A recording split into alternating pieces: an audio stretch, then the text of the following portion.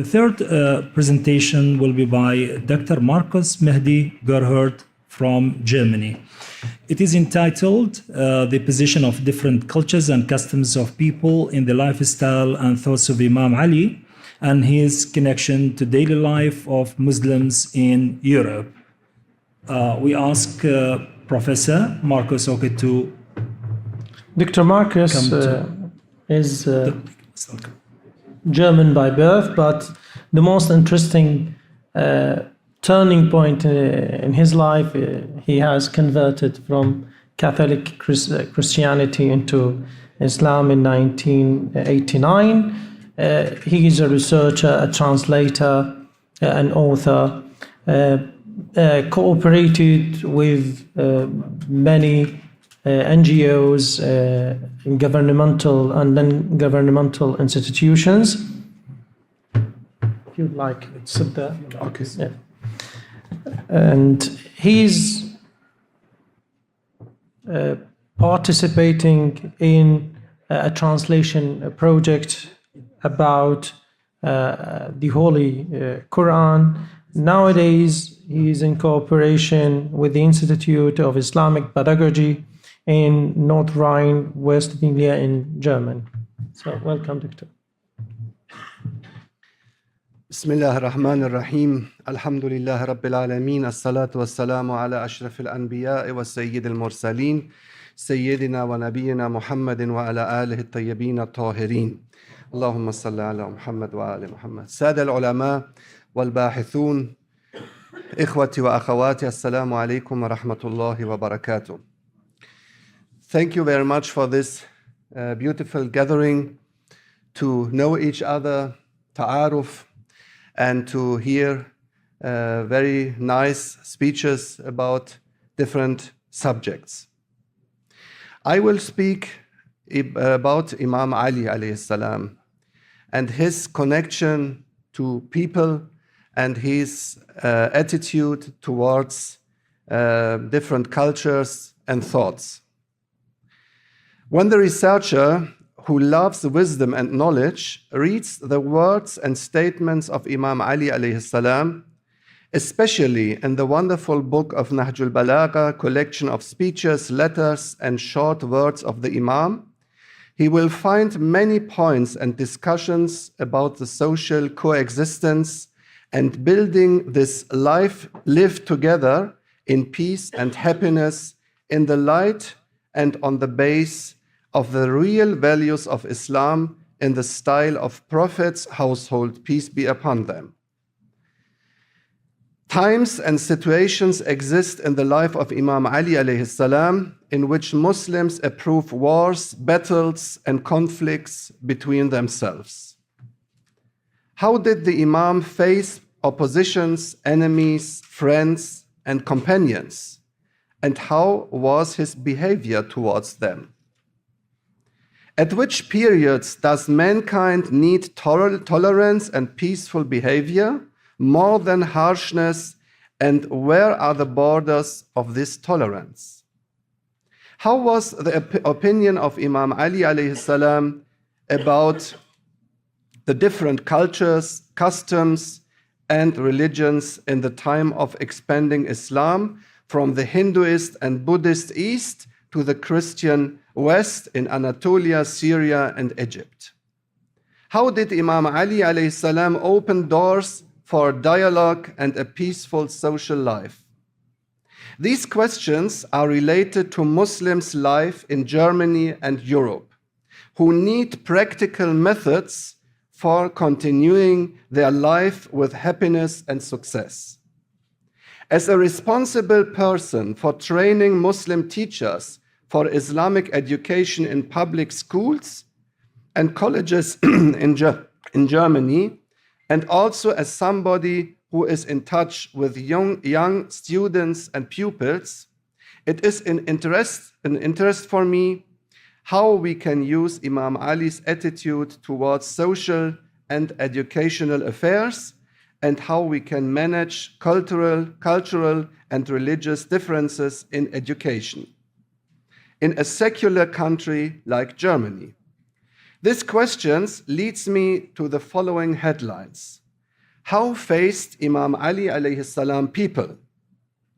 Imam Ali's opinion about human rights and different cultures and religions. The place of cultures, customs in political practice and views of Imam Ali, and Imam Ali and his attitude towards power. When we have a research in different statements, letters, and speeches of Imam Ali, we see that the Imam regarded every human being as equal. He avoided to make differences between believers of religions or members of various nations, because in his system of thought, mankind is equal in front of the Creator. This method of ruling and interacting with individuals was very new in the ancient ages, when only the membership in a tribe or religion was a guarantee to be safe and to stay alive. For example, in the pre-Islamic Arabic society, tribe, clan, and family were everything. Without having connections to a well-known tribe, man couldn't live freely and in security. Sahaba of the Prophet Muhammad sallallahu alaihi wasallam, like Bilal or Salman al-Farsi, are very good examples for people without connections to a strong protector or tribe. And now, after periods of oppression and revival of old Arab values, which had to be removed but came out again after the death of Prophet Muhammad sallallahu alaihi wasallam, a man and ruler like Amirul Mu'mineen Ali ibn Abi Talib alayhi salam begins his rule with the opinion that his reign is not more worth than an old leather shoe when he could not change injustice into justice and help people. This attitude towards power and engagement for people is something that is even not achieved in so-named modern democratic societies. Imam Ali's style of ruling is, in my opinion, a mixture of recognizing realities and the aim to change unjust realities with the guidance of mercy, empathy for each member of the society. Muslims, Christians, Jews, and others are equal in the eye of Ali's justice and politics. In modern politics, we can see everywhere the lack of such an ethical approach to power, society, and those who have to be ruled. Nowadays, and it was the same in old days, political decisions are the result of power calculations and leading factors like economy, military power, and contracts. For Imam Ali alayhi salam, his personal relationship with ordinary people is the key to success and not political power. Following this policy, Imam Ali alayhi salam elected always personalities as governor for different parts of the Islamic State he could trust fully. The Imam always chose persons like Malik al-Ashtar. In general, it can be said that respectfulness towards every cultural or ethnic and also religious origin is the main axis in social politics and government of Imam Ali alayhi salam. Following the footsteps of the great Imam in various sources, I want to compare his approach in my speech and after this in my article to existing models nowadays in modern society and to see which approach of the Imam can lead us to a new style of ruling and organizing society. How can thoughts and models of Imam Ali be used in modern education? I would like to start this part of my speech with a story that happened in the time of Umar ibn al-Khattab's rulership.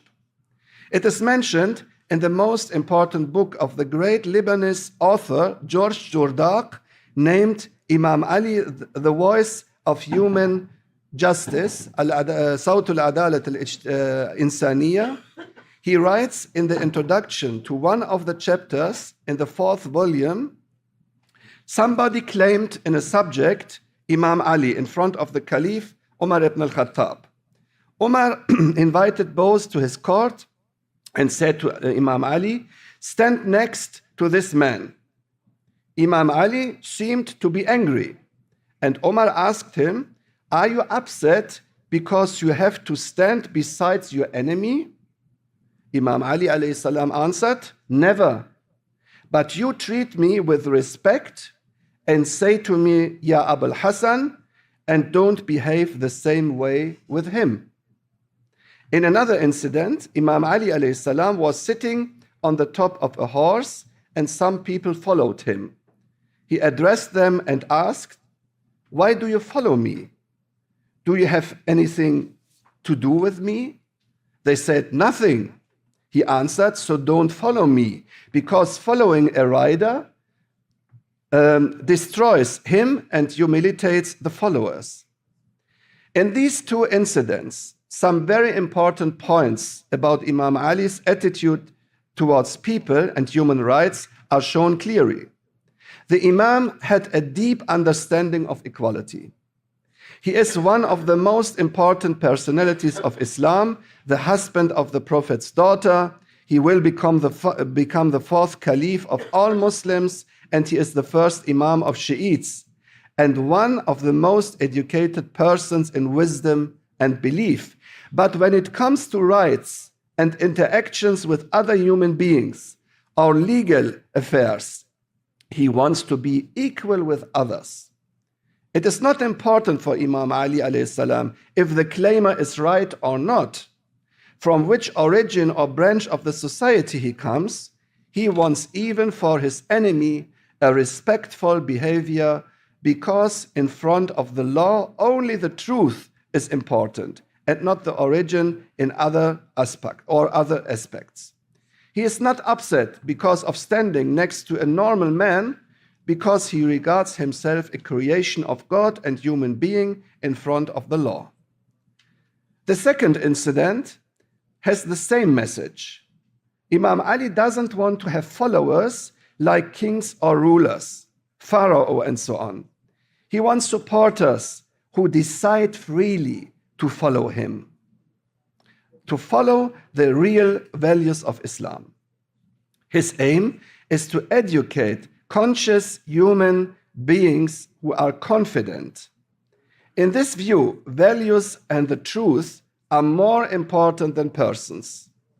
It was the wrong decision at the beginning of Islam and after the passing away of Prophet Muhammad sallallahu alaihi wasallam, and it is the same wrong way in Muslim societies and communities to follow only emotions without wisdom and consciousness.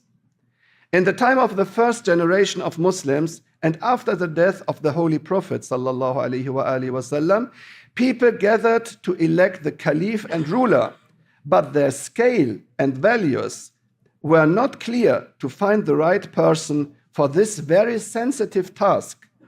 At the end, people returned to what they knew. It was to elect the old, respected person, which was assumed to be the right person with much experience to lead people to the true path. Thank you, Dr. Marcus. Are there any, yes, let's say, other yes, important points that you want to mention? Yes, of course. In the last 2 minutes. I will, yes. Thank you. Very short. And this is the beginning of a big mistake, because people couldn't find the right person. Somebody was elected who had not the values and the scale of Imam Ali alayhi salam. What I want to say, and you can read it after in the article, is we are in need in Muslim societies and also in Western societies of these thoughts of Imam Ali and the Ai, in the fact of justice, equality, democratic approach to everything, to ask people what they want.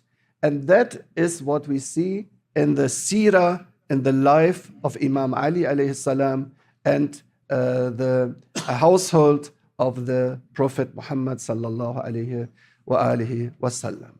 وأشكركم مع تحياتي والسلام عليكم ورحمة الله وبركاته.